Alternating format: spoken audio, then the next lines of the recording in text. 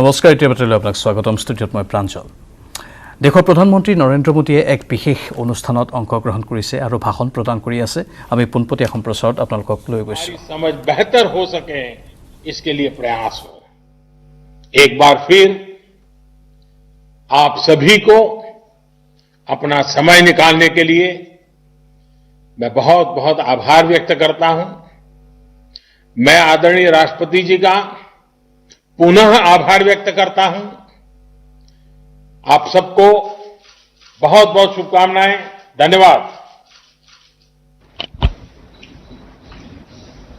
आदरणीय प्रधानमंत्री जी आपके अत्यंत भावपूर्ण और प्रेरणादायी मार्गदर्शन के लिए हम सब हृदय की गहराइयों से आपका आभार प्रकट करते हैं अब मैं बहुत ही विनम्रता पूर्वक माननीय राष्ट्रपति जी से अनुरोध करता हूं कि वे उद्बोधन के लिए हमारा मार्गदर्शन करें और उन्हीं की प्रेरणा से ये आज सम्मेलन हो रहा है वो हमें पाथेय दें हमारा मार्गदर्शन करें माननीय राष्ट्रपति जी। धन्यवाद। राष्ट्रीय शिक्षा नीति 2020 पर आयोजित राज्यपालों के इस सम्मेलन में उपस्थित प्रधानमंत्री श्री नरेंद्र मोदी जी, केंद्रीय शिक्षा मंत्री श्री रमेश पोखरियाल निशंक जी, केंद्रीय शिक्षा राज्य मंत्री श्री संजय धोत्रे जी, समस्त राज्यपाल व उपराज्यपाल, राज्यों के शिक्षा मंत्रीगण, इसरो के पूर्व अध्यक्ष व राष्ट्रीय शिक्षा नीति के प्रमुख शिल्पी डॉक्टर कस्तूरी रंगन जी, सभी कुलपति, निदेशक व शिक्षाविद। यह शिक्षा नीति परामर्शों की अभूतपूर्व और लंबी प्रक्रिया के बाद तैयार की गई है। मुझे बताया गया है कि इस नीति के निर्माण में लगभग 2.5 लाख ग्राम पंचायतों, 12,500 से अधिक स्थानीय निकायों तथा लगभग 675 जिलों से प्राप्त 2 लाख से अधिक सुझावों को ध्यान में रखा गया है। ऐसी राष्ट्रव्यापी तथा विस्तृत भागीदारी के कारण यह शिक्षा नीति सही मायनों में राष्ट्रीय अपेक्षाओं और समाधानों को समाहित करती है। यह शिक्षा नीति 21वीं सदी की आवश्यकताओं व आकांक्षाओं के अनुरूप देशवासियों को, विशेषकर युवाओं को आगे ले जाने में सक्षम होगी।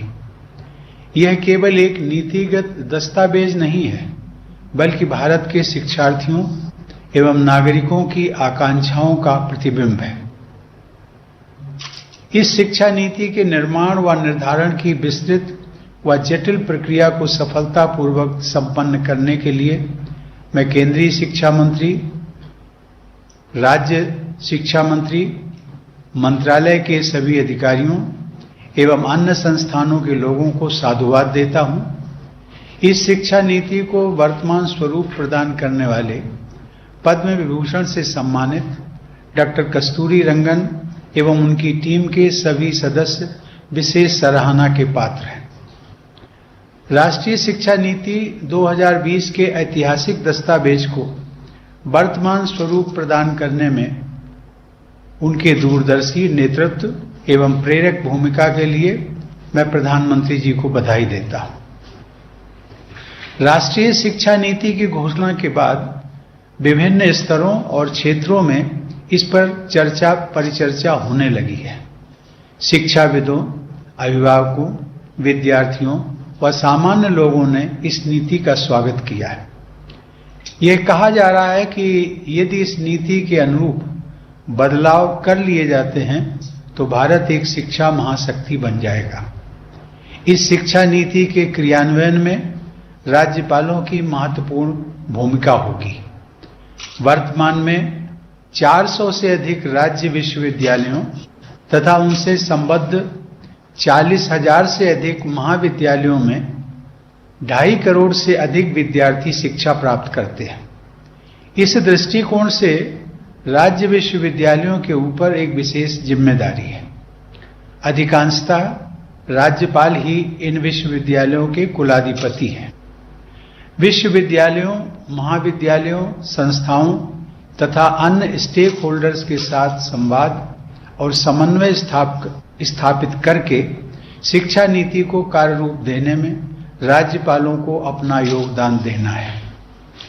मुझे बताया गया है कि कुछ राज्यों ने वर्चुअल सम्मेलन आदि के माध्यम से शिक्षा नीति के क्रियान्वयन की दिशा में परामर्श प्रारंभ भी कर दिया है।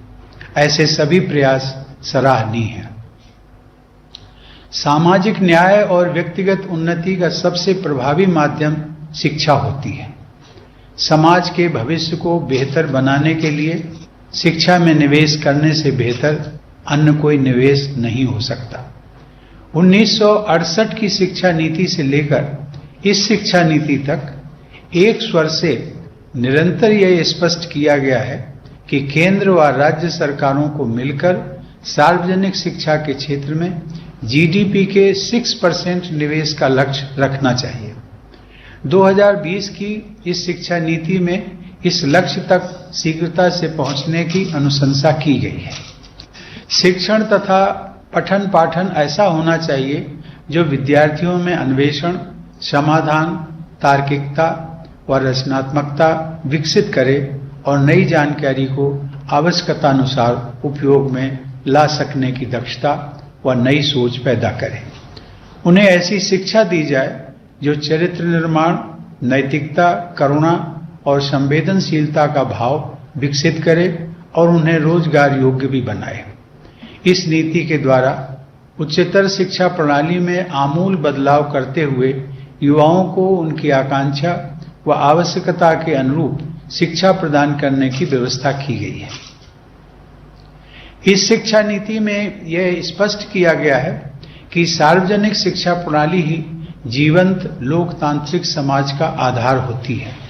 अतः सार्वजनिक शिक्षण संस्थानों को मजबूत बनाना अत्यंत आवश्यक है। नई शिक्षा नीति में इस बात पर बल दिया गया है कि हम सबको भारतीय जीवन मूल्यों पर आधारित आधुनिक शिक्षा प्रणाली विकसित करनी है।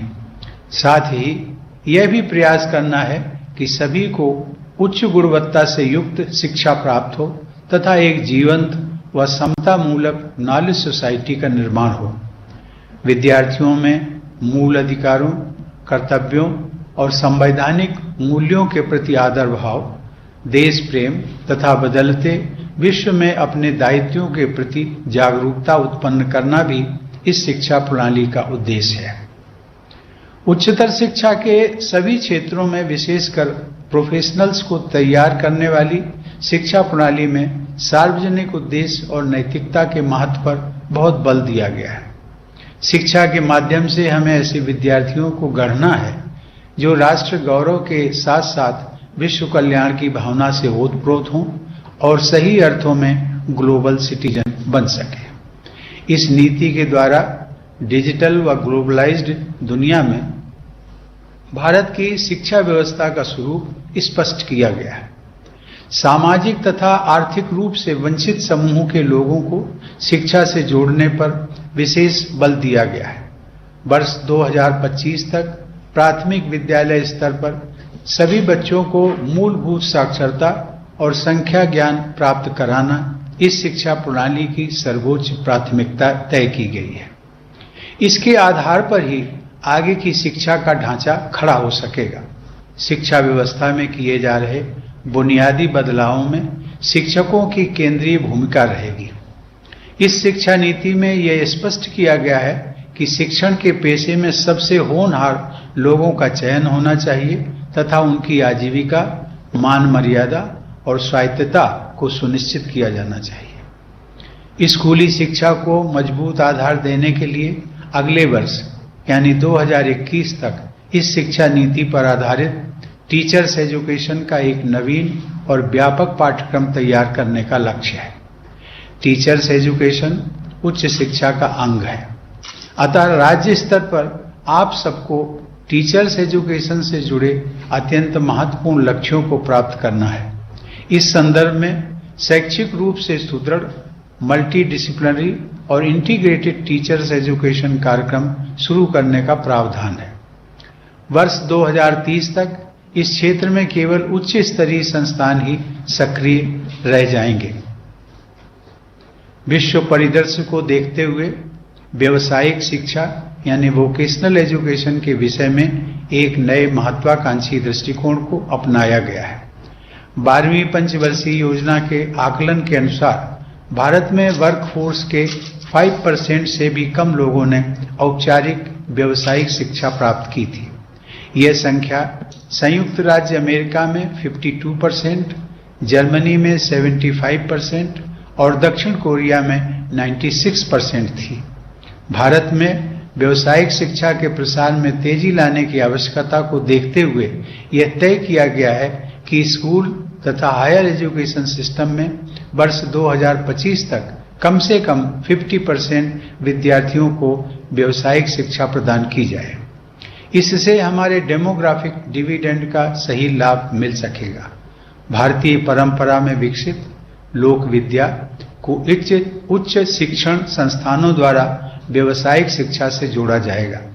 इस नीति में यह स्पष्ट किया गया है कि व्यावसायिक शिक्षा को मुख्य धारा की शिक्षा का ही अंग समझा जाएगा और ऐसी शिक्षा को बराबर का सम्मान दिया जाएगा। इससे बच्चों और युवाओं में कौशल वृद्धि के साथ साथ श्रम की गरिमा के प्रति सम्मान का भाव भी पैदा होगा। नई शिक्षा नीति में ऐसी उच्चतर शिक्षा की अवधारणा की गई है जो परंपरा से पोषण प्राप्त करती हो और अपने दृष्टिकोण में आधुनिक व भविष्योन्मुख भी हो।